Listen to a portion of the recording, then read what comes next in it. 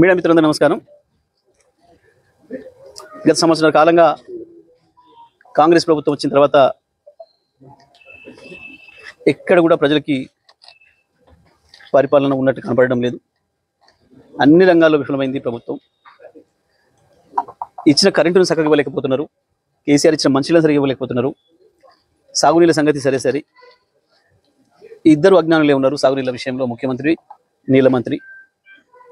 నీళ్ళ మంత్రి పాపం తనకి ఏం సబ్జెక్ట్ రాక చదువు రాక ప్రతిరోజు కేసీఆర్ని తిట్టడం మాత్రమే పనిగా పెట్టుకున్నాడు. కాళేశ్వరం కట్టి నీళ్ళు ఇక్కడ దాకా తీసుకొచ్చి నీ నియోజకవర్గాన్ని కూడా ఇచ్చినాం ఉత్తమ్ కుమార్ రెడ్డి. నువ్వు సోయి లేకుండా మాట్లాడుతున్నావు, అవగాహన లేకుండా మాట్లాడుతున్నావు. అవగాహన పెంచుకొని మాట్లాడు. ప్రతి ప్రాజెక్టు కాడికి పోయి కేసీఆర్ని తిట్టడం, కేసీఆర్ మీద ఏడిస్తే సరిపోదు. ప్రజలకు నీళ్ళు కావాలి. నీకు అన్నిలతో పని లేదు. వాడు వెనకట బాగా చదువుకుంటున్నాం, కొడుకు బాగా చదువుకుంటూ బడికి పంపిస్తే అని చెప్పి పక్కింటి ఉత్తరం వస్తే చదవమంటే ఉత్తరం పట్టుకొని ఏడ్చినాడు వాడు. ఎందుకంటే ఏం చదవాలను రాక. నీ పని కూడా గట్టనే ఉన్నది. ఉత్తరం చదువురాక ఏడ్చిన బాపుదలకి మాట్లాడుతున్నావు తప్ప. ఇవాళ సూర్యాపేట జిల్లాలో కరువు పరిస్థితులు కనబడుతూ ఉన్నాయి. వేసిన విత్తనాలు పోయినాయి. ఇప్పటి 2 సార్లు 3 సార్లు విత్తనాలు, పత్తి విత్తనాలు నాటుతున్నారు. రైతాంగం అప్పలపాలు అవుతున్నారు. వరి నార్లు పోయినాయి. కనీసం సమయానికి నీళ్ళు వస్తే, కాళేశ్వరం నీళ్ళు వస్తే దుక్కులు దున్ని ఆ డ్రమ్ సీడ్తోనైనా వేసుకుందామని చెప్పి రైతులు ఎదురు చూస్తున్నారు. కానీ నీ మాటల్ని చూస్తే నువ్వు నీళ్ళు తెచ్చే పరిస్థితులు కనబడతలేవు. ఏమనంటే ఎన్డీఏసీ అదో పనికి మాలిన చర్చ. ఎన్డీఏసీ అవసరం లేదు మనకు. ఈ దేశంలో ఏ రాష్ట్రం కూడా ఆ ప్రాజెక్టులో ఆ రాష్ట్రమే చూసుకుంటుంది తప్ప ఎన్డీఏసీ అనుమతి కొరకు చూడదు. ఆంధ్రప్రదేశ్ చరిత్రలో కూడా ఏ ఒక్కరోజు ఎన్డీఏసీ అనే మాట ఎవరు వినలే. ఎన్డీఏసీ పేరు కూడా ఎవరో తెలియదు. కేవలం నువ్వు, నీ ముఖ్యమంత్రి రేవంత్ రెడ్డి ప్రచారం చేసాడు తప్ప ఎన్డీఏసీని ఎవరు పట్టించుకోడు దేకడు. దాని పేరు చెప్పి దీని పేరు చెప్పి పని తప్పించుకునే పని దొంగ వ్యవహారం చేస్తున్నారు మీరు. ఇది ఇప్పటికైనా డిమాండ్ చేస్తూ ఉన్నా సూర్యాపేట జిల్లా రైతుల తరఫున వెంటనే కన్నెపల్లి పంపులు ఆన్ చేయాలి. కాలువలలో నీళ్ళు తీసుకురావాలి. పత్తి రైతులు ఎవరైనా ముందుకేస్తే మొలిసిన వాళ్ళు ఉంటే ఆ నీళ్ళు కట్టుకొని బతికించుకుంటారు. మిగతా వరి నాటుకునే రైతులు కూడా పోషణలు పోతే పోయినాయి. కనీసం ఇప్పుడు నీళ్ళు ఇస్తే మళ్ళీ దున్నుకొని డ్రమ్ సీడ్ ద్వారానో ఇతర పద్ధతులను, వెదజల్లే పద్ధతులను చేసుకుంటాం కదా మేమని చెప్పి ఎదురు చూస్తున్నారు. వెంటనే మీ రాజకీయ డ్రామాలు ఆపి కన్నెపల్లి పంప్ హౌస్ ప్రారంభం చేసి సూర్యాపేట జిల్లా రైతాంగానికి నీళ్ళు ఇవ్వాలని చెప్పి నేను డిమాండ్ చేస్తా ఉన్నాను. ఇక మీడియా విషయానికి వస్తే, నిన్న ఏదో మహా న్యూస్ మీద ఏదో దాడి చేశారని చెప్పి పాపం చాలా కన్నీరు గారుస్తున్నారు. చంద్రబాబు నాయుడు గారు, వారి మంత్రివర్గ సహచరులు, ఇక్కడ వారి శిష్యులు, వారి శిష్యవర్గం మంత్రివర్గ సహచరులు. కానీ మేము ఒకటి చాలా స్పష్టంగా చెప్పదలుచుకున్నాం. ఇక్కడ కొన్ని మీడియా హౌజులు కావు. మీడియా పేరు అడ్డం పెట్టుకొని స్లాటర్ హౌజులు నడుపుతున్నారు.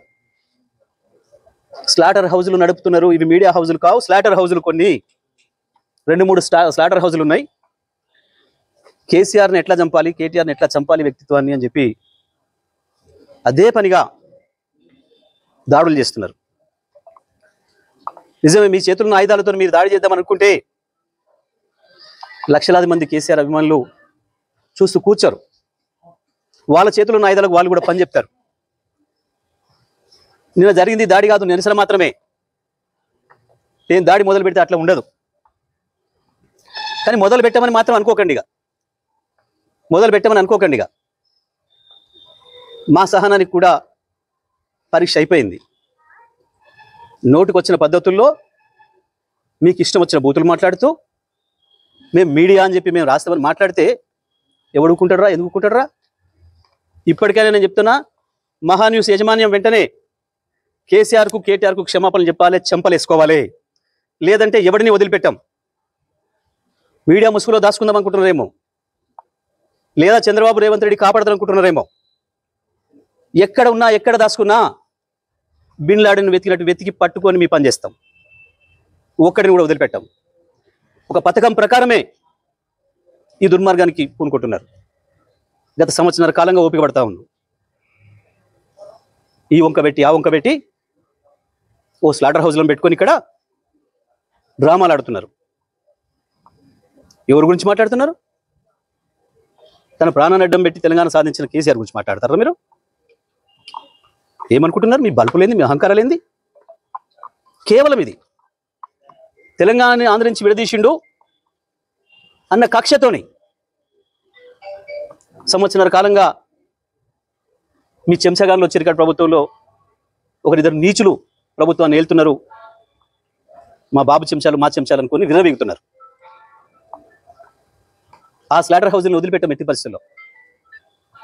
నేను మళ్ళీ చెప్తున్నా, నిన్న జరిగింది దాడి కాదు, నిరసన మాత్రమే. దాడి మాది ఇంకో తీరుగా ఉంటుంది. నిజమే, కేసీఆర్కు క్షమాగుణం ఎక్కువ. 25 ఏళ్ళుగా కేసీఆర్ నీడలో ఉన్నవాడిగా, కేసీఆర్ ఆలోచనలు క్షణక్షణం అనుక్షణం అమలు చేసిన వాడిగా నేను చెప్తున్నా, కేసీఆర్ క్షమించినా మేము వదిలిపెట్టాం. తెలంగాణ వాదులుగా మేము వదిలిపెట్టాం ఎవరిని కూడా. నేను అన్ని ఆలోచన చేసి చెప్తా ఉన్నా. సంవత్సరంగా ఓపిక పట్టినాం. ఏ పోలీసులు ఎవడు ఆపలేడు మిమ్మల్ని. తెలంగాణ పోలీసులు మాపై దాడి జరిగితే ప్రేక్షపాతం వహిస్తారు, ప్రేక్షకులాగా చూస్తున్నారు. మేము పిటిషన్లు ఇస్తే వాళ్ళ దగ్గర అక్రమ పిటిషన్లు తీసుకుని మాపై కేసులు పెడుతున్నారు. దీనికి ఏదో భయపడతాం అనుకుంటున్నారు. దానికి భయపడడానికి లేం. చాలామందిని చూసి వచ్చినాం. ఇక ప్రజా కోర్టుల్లోనే శిక్షలు ఇస్తాం. అది కూడా నేను సాకు చెప్పదలుచుకున్నా. ఇక నుంచి ప్రజా కోర్టులే ఉంటాయి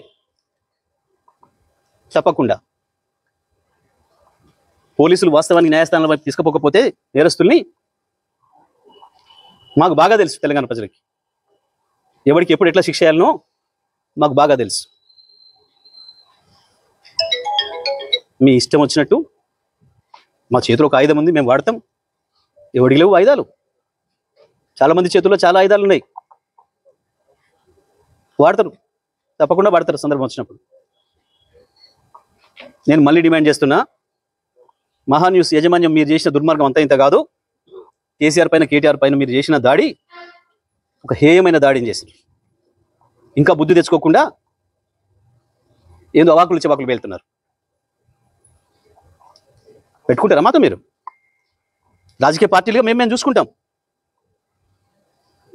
కాంగ్రెస్ ఏమంటుంది, బీజేపీ ఏమంటుంది, ఇంకో పార్టీ ఏమంటుంది, మేమేమంటున్నాం, మేము చూసుకుంటాం. మీ బలుపు ఏంది, మీ అహంకారం ఏంది? మీ ఇష్టం వచ్చిన మేమ్స్ పెట్టడానికి ఏమనుకుంటున్నారు? ఎక్కడ ఉంటున్నారు? ఎక్కడ బతుకుతున్నారు? ఎవరు తిండి తింటున్నారు?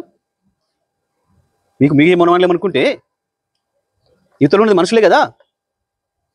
లక్షలాది కోట్లాది మంది ప్రజల హృదయాల్లో స్థానం సంపాదించుకున్న నాయకుడి గురించి కదా మీరు మాట్లాడుతుంది. మాకు తెలియదా? మా త్యాగాలు చేసిన చరిత్ర మాకు లేదా?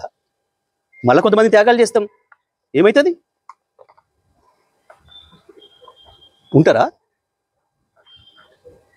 ఏ బలుపుతోని, ఏ అహంకారంతో, ఎవరిని చూసుకొని ఈ ప్రేలాపన? ఒక్కొక్క అక్షరం రాసే ముందు ఎంత జాగ్రత్తగా ఉండాలి, ఒక పదం మాట్లాడే ముందు ఎంత జాగ్రత్తగా ఉండాలి. ఇప్పుడు నేను మాట్లాడిన ప్రతి అక్షరం పూర్తి కాన్షియస్తోనే మాట్లాడుతున్నా.